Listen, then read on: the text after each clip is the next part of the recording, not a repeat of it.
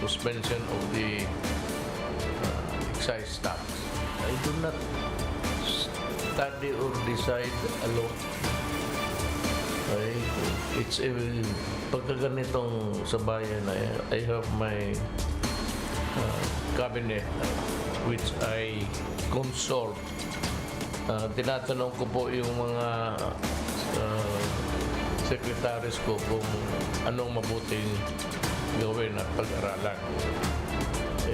Yung minsan ang Kongreso, either talagang mamadali sila, because sa pag-aralan pa nila, I should prepare for my research. You should know that these are policies na pinasunusunod ng lahat. Hindi ko basta-basta na ako lang ang magsalita o ako ang mag-decide. Hindi ho sa akin yan, sa lahat eh. The News Day continues here on One News Now. I'm Charles Lejano. The Finance Department remains firm. Excise taxes shouldn't be lifted. Speaking at the President's tape talk to the people, Finance Secretary Carlos Dominguez said the revenue from excise taxes have already been allotted to various government projects. He added that to help support Filipinos during the continuous oil price hikes, the department recommends to provide subsidies for the bottom 50% of Filipino households. This is our firm recommendation, Mr. President.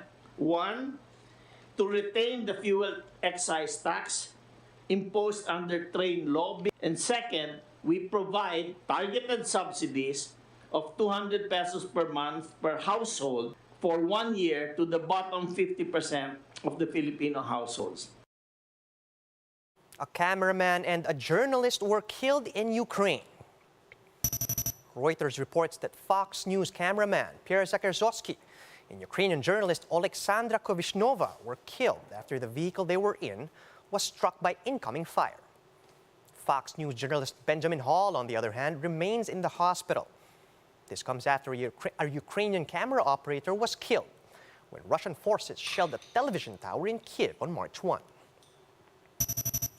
Meanwhile, amid the continuous attacks by Russia, Ukrainian President Volodymyr Zelensky said they're now prepared to accept security guarantees, except for the country's long-term objective of membership in the NATO alliance. Ukrainian officials are also optimistic that the war can end sooner, saying that Moscow may be coming to terms with its failure to impose a new government on Kiev by force. And Russia will be barring the entry of Canadian Prime Minister Justin Trudeau, U.S. President Joe Biden, and a dozen other top U.S. officials. This ban is in response to sanctions imposed on Russian officials.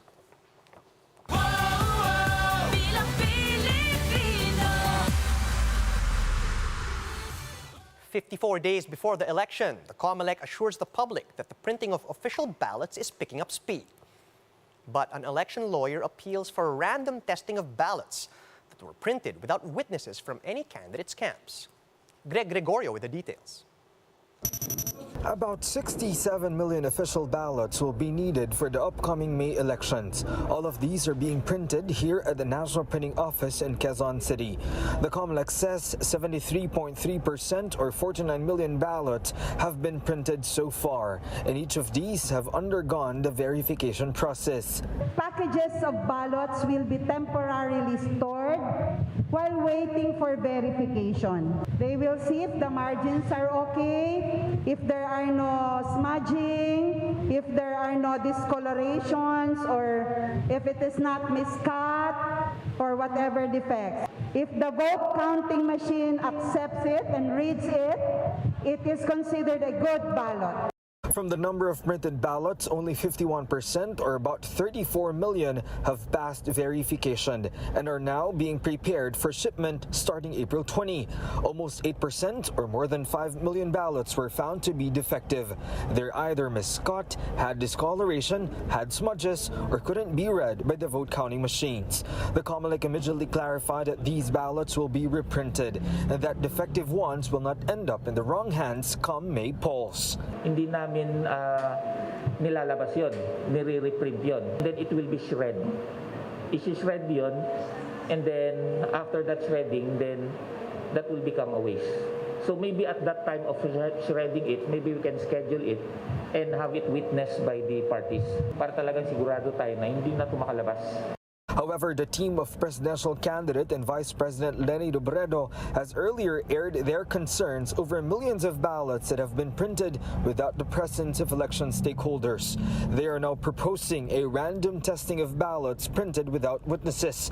Election lawyer Romulo Macalintal urges the COMELEC to consider this compromise so their camp would not need to bring this concern to the Supreme Court. To avoid all this delay in the printing of these ballots and delay in the activities of the COMELEC in the forthcoming election, siguro yun lamang ang best compromise na pwedeng hingin, a sampling of all the ballots that had already been printed. Printing Committee Head and Commissioner Marlon Casqueo clarified that they couldn't allow observers back in January because of COVID-19 restrictions, which even resulted to temporary halting of printing operations. But because of the easing to Alert Level 1, Casqueo says the National Printing Office will be open for accredited observers from political parties, candidates' teams, media, and other election stakeholders starting today. The poll body meanwhile sees no problem with the proposed random testing, but it wants Robredo's team to write a formal request first to the unbank. Kung pwede, yung lahat ng political parties, lalo-lalo na yung kanilang mga abogado, sila rin mismo ang pipili ng mga balota na naka-impake na para makuha at yung mga balotang yun ang itetest natin. The COMELEC says they are currently printing more than 1 million ballots per day. They hope to finish ballot printing in 2 weeks or by March 28. For News 5, Greg Gregorio, we are One News. Pulse Asia's research director, Anna Tabunda, says it's not impossible for other candidates to catch up to Bongbong Marcos' standing in the polls, but she admits that this will be difficult. Tabunda told 1PH sa Totoo Lang that Marcos Jr. may have been able to maintain his lead in surveys due to his resources and him being the son of former President Marcos. Tabunda, meanwhile, advises the public to vote for who they believe should lead the country and not just base this decision on who's leading the surveys. Tingin ko po, malaking bagay po yung maraming resources si Senator Bongbong Marcos na kaya niya i-maintain ang presence niya sa social media at sa traditional media. At tingin ko po, nakakatulong sa kanya yung kanyang koneksyon sa kanyang ama. Suriin nila ng mabuti mga kandidato at pumoto sila ayon sa pag-aaral nila ng mga nagawa, ng mga plano, ng mga plataforma nitong mga kandidato bago sila bumoto. Presidential candidate Ernie Abella says the public should continue demanding access to politicians' sal ends. In an interview with the Chiefs, the former palace spokesperson said there is a need for civil society to recalibrate power and authority in the local political scene. Abella also categorically said that candidates should make their financial documents public. Already institutionalized, hindi ba? Dapat pinapakita yan. We'd like to, Maybe that's also our because I'm not a politician.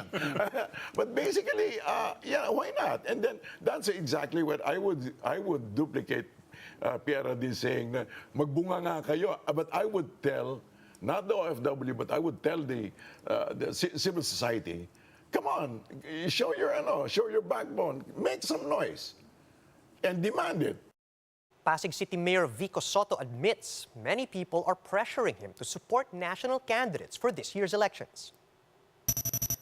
In an interview with All Politics is Local, Soto explained that he wants to dismantle the, quote, palakasan and takutan culture that is prevailing in local politics. That's why the millennial mayor is urging everyone to simply work together instead of endorsing a specific candidate. And at the same time, Mayor Vico also admitted that many people are mad at him for introducing radical changes in his city. Sa politika, unang-una, you can't please everyone. Lalo na't medyo mabibigat po yung mga pagbabago na pinapakilala natin dito sa munisipyo. So sigurado pong maraming galit din sa akin. At hindi lang sa siguradong maraming galit, kundi marami na po talagang, marami akong nakabangga dito. So okay lang po sa akin yun kasi pumasok tayo dito hindi naman para sa titulo, hindi para magpapogi. Time now for a quick look at some of today's headlines. More areas have been placed under Alert Level 1 as the DOH recommends to set aside plans of transitioning to Alert Level 0, at least for now. Senate Energy Committee Chairman Win Gatchalian says fuel prices will likely increase further in the next couple of weeks. And Nadine Lustre officially declares her support for Vice President Leni Robredo's presidential bid. And those are the top stories at this hour. Join us again later at 11 a.m. as we continue to monitor the day's biggest stories. You can also catch One News on Signal Play.